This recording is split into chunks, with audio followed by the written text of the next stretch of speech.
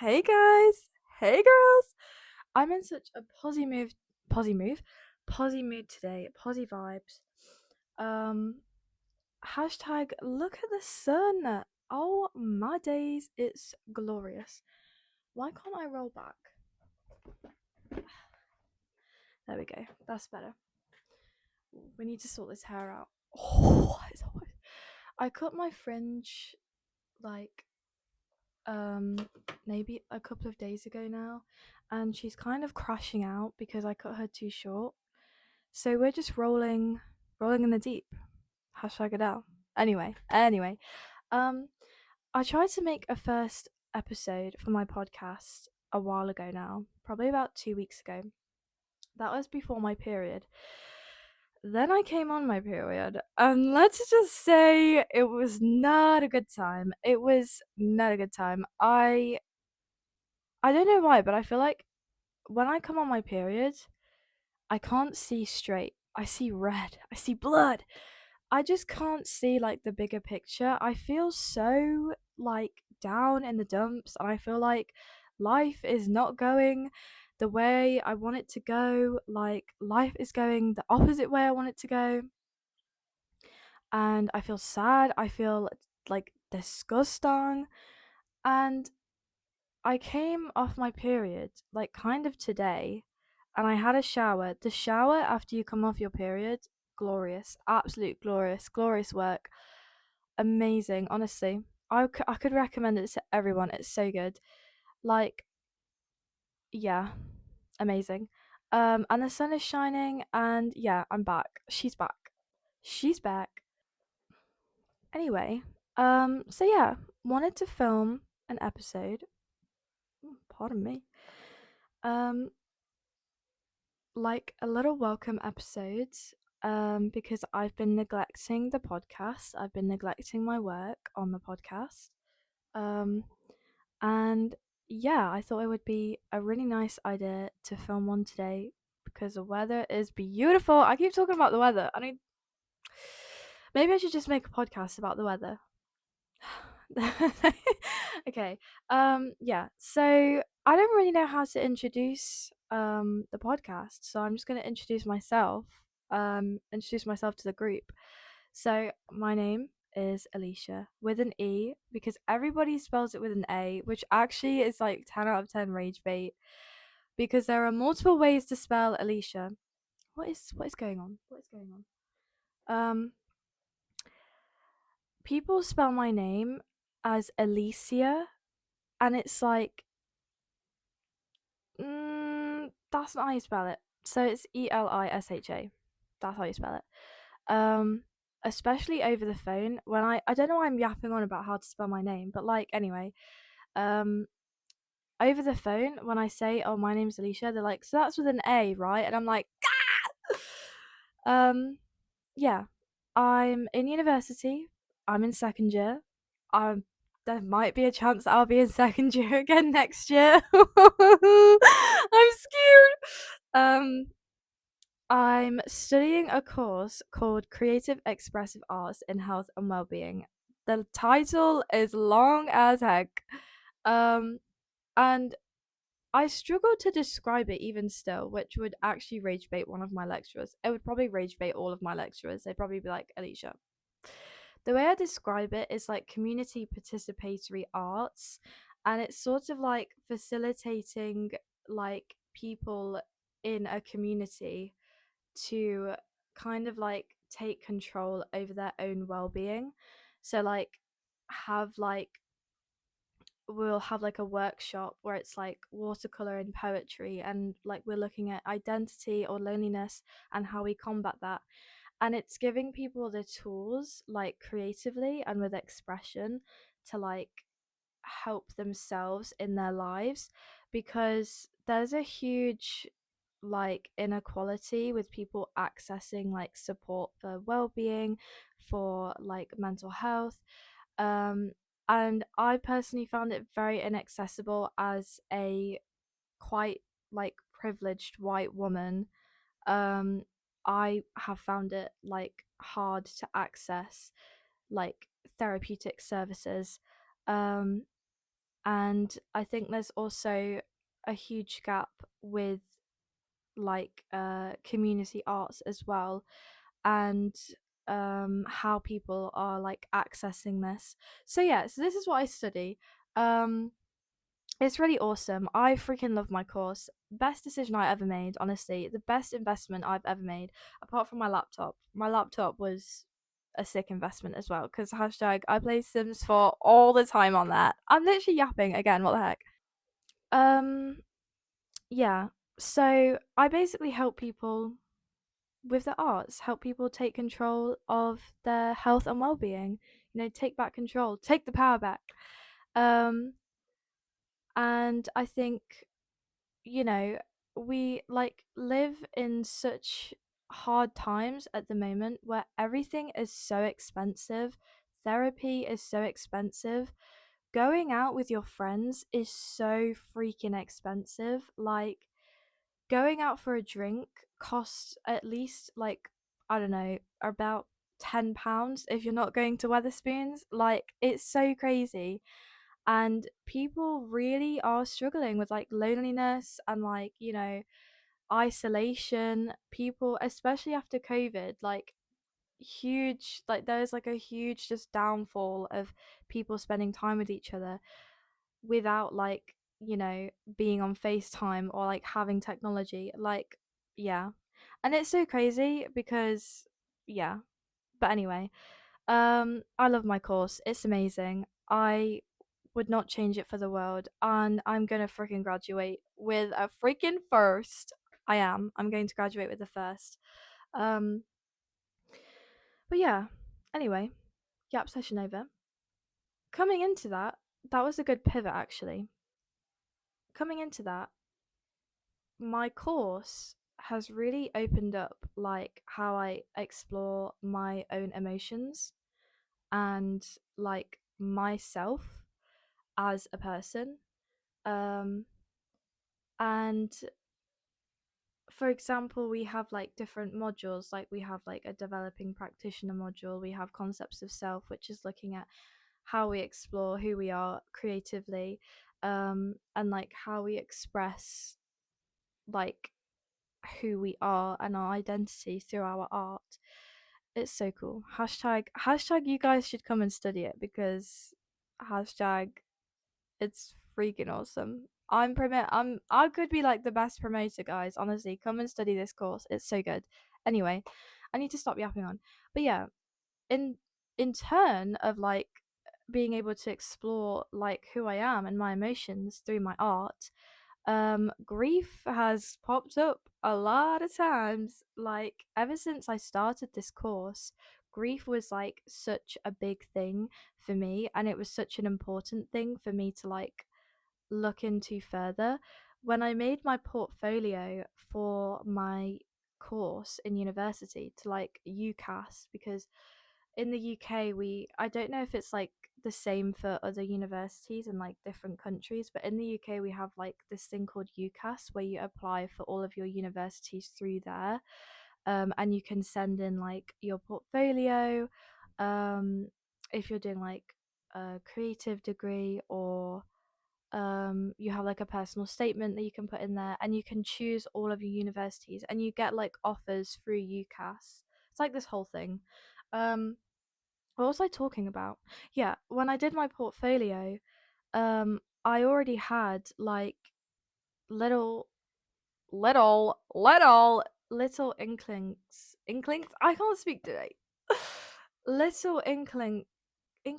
How do you say it? Inklings? I don't know. I don't even know if that's a word, but I had like in the back of my mind, grief was like sat there, and it was like, I'm ready to come out. I'm here.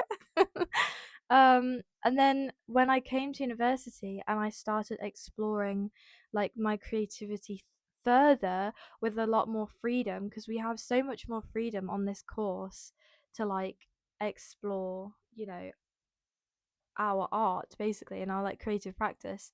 um I was like, okay, so grief is the thing I'm going for. Yep, okay.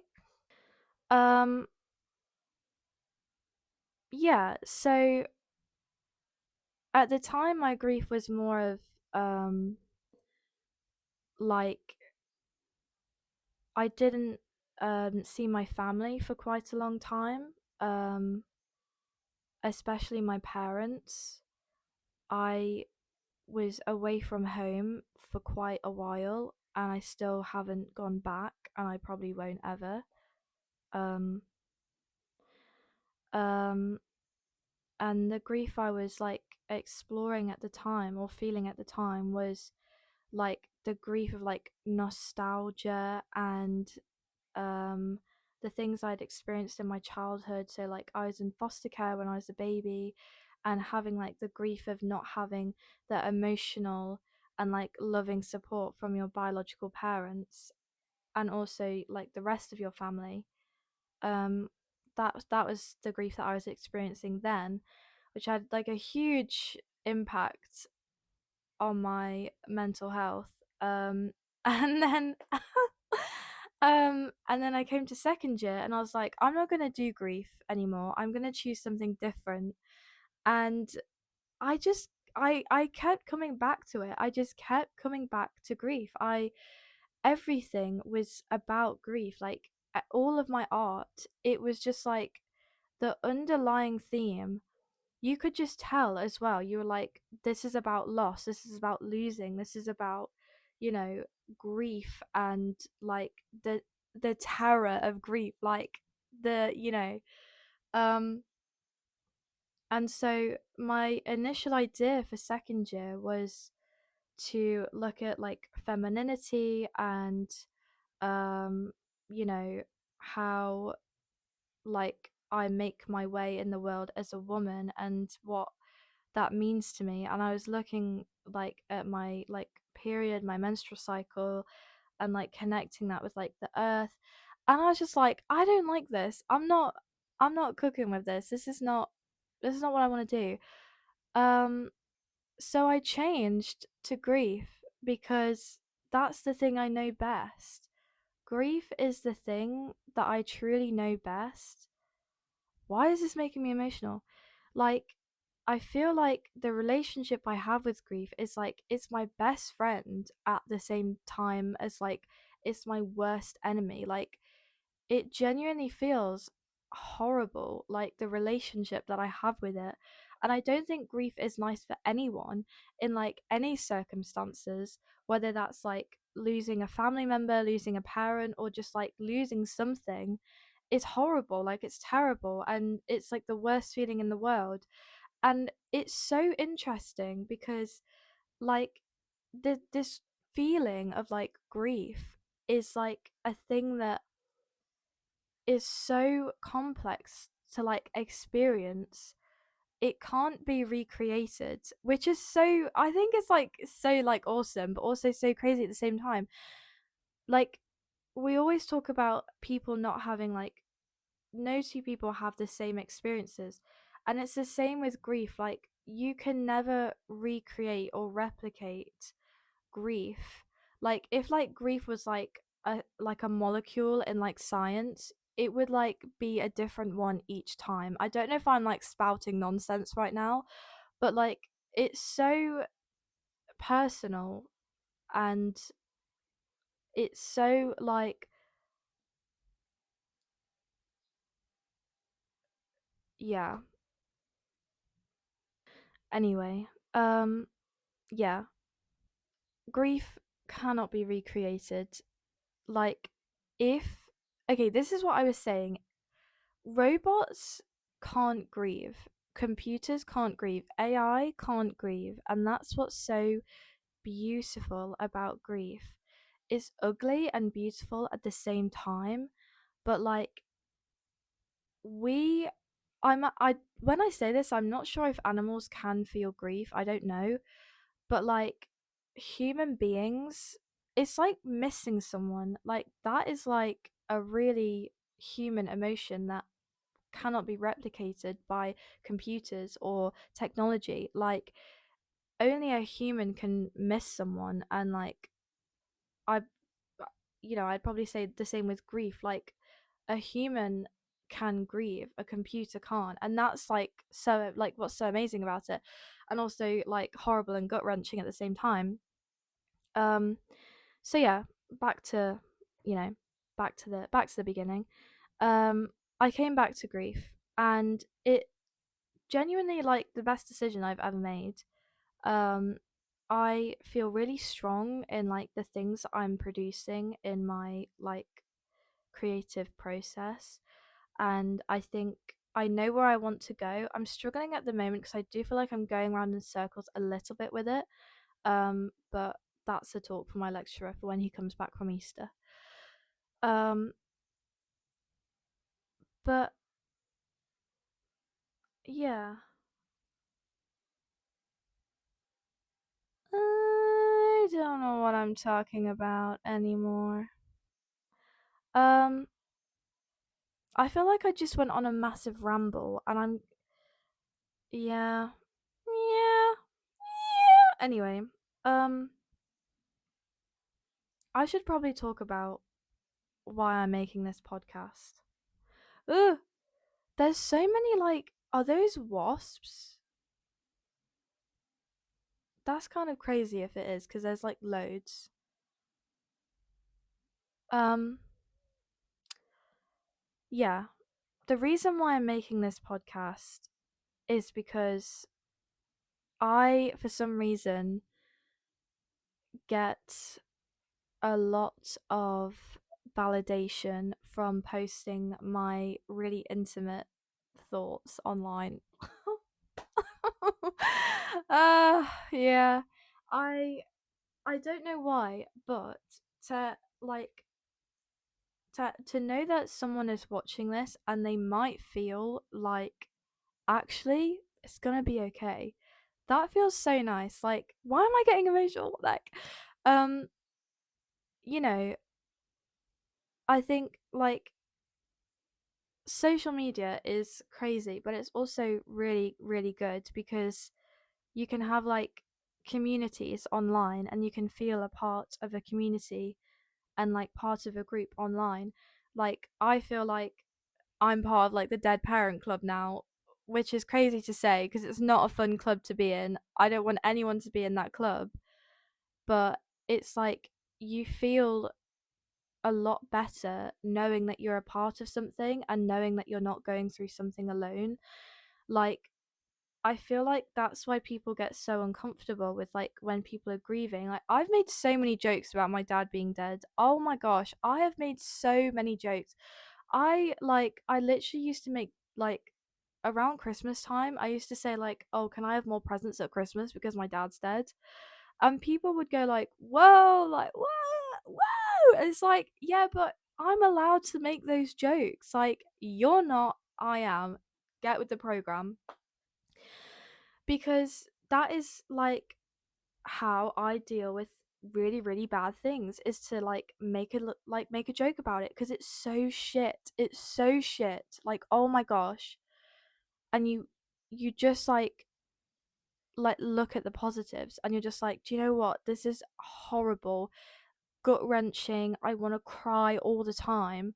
But like, if I make a joke, I can like laugh at myself and like I'll feel a little bit better, and I will feel like it's not as serious as it is. Having a dead parent or having a parent die, it's freaking awful. Like, it's genuinely the worst thing I've gone through. Like, oh my gosh. I genuine I'm gonna stop crying because it's like the worst thing I've ever experienced. And the craziest thing is, my dad, like, who passed away, he wasn't even in my life like that much. Like, I have loads of memories with him and I did see him, and like, we did have a relationship, but like he wasn't like the most present dad in the world. Like, he didn't like, you know, he wasn't there for every birthday. He wasn't there for my 18th birthday. But the fact that he's like not here anymore, and the fact that I will never ever be able to have a relationship with him, and he won't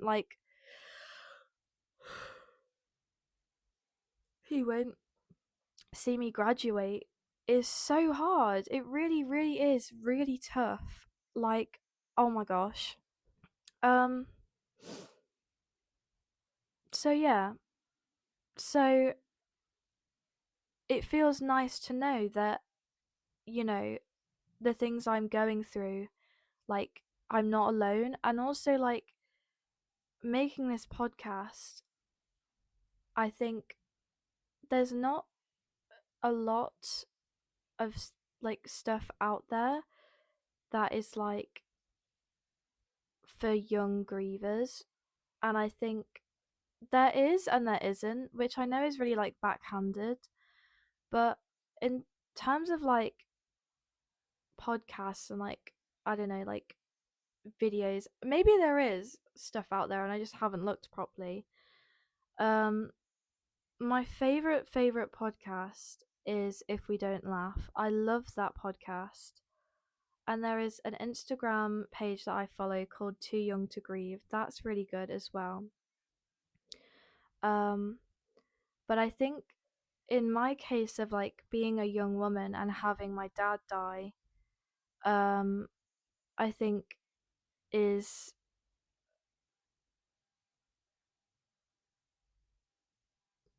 it's really like important for me to talk about it. Um, because there are times where I feel like I'm the only one going through this. And I know that sounds so selfish, but like sometimes when I like think about my family, I'm like I'm the only one that like is going through this, and no one in like my close circles like is going through this. No one knows, and it's so hard, and you feel so alone, and you isolate. Like I've isolated myself to the point where I haven't seen my friends in months. I haven't seen my friends in months, and you know, it's really like it's really tough. And I just hope by like making this podcast and talking about the things that I've experienced, it will help other people, and it will create like a community, and it will also help me with processing what I've gone through, because I am like, for me to be able to like process something, I need to talk about it all the time until I get too tired to talk about it, and then I just like, yeah, okay, I think I don't need to talk about it for now. Like I process things out loud, and yeah, I think this is like going to be something that is going to help me. Um yeah. I literally yap for England. It's actually crazy. Okay, I'm already sweating, and I haven't even made it outside yet and I'm already sweating. I'm wearing a grey vest, which probably isn't the best idea because I get hella sweaty. I literally get so sweat. I'm gonna move my camera because I don't want it to get. Wait. Ugh. Oh my gosh, that's really warm. Um, but yeah, this was like a short episode. They're not. The episodes aren't gonna be like too long because otherwise they'll just go on for hours. I'm not gonna lie. Um, I haven't really like, I don't feel like I've like explained myself as well as I wanted to, but I hope you guys can read between the lines and decipher what I'm saying. Um but yeah, if we condense everything down, grief can't be replicated. It's like a completely intimate human emotion, which what is what makes it so beautiful. Support for well-being feels really inaccessible, especially for grief. Um, Isolation, loneliness, all that good stuff that comes with grief, feeling like you're doing it by yourself, and making this podcast to hopefully reach out to people who are going through the same, because I for sure it's not just me that is going through this. It's not just me that has a dead dad. Like I'd be crazy to think, oh, it's only me. It's not. It's lots and lots of people. um but rest assured, guys, I'm your gal. That was cringy. I'm not gonna do that again. Okay. Yeah. Thanks for listening. Bye. Bye.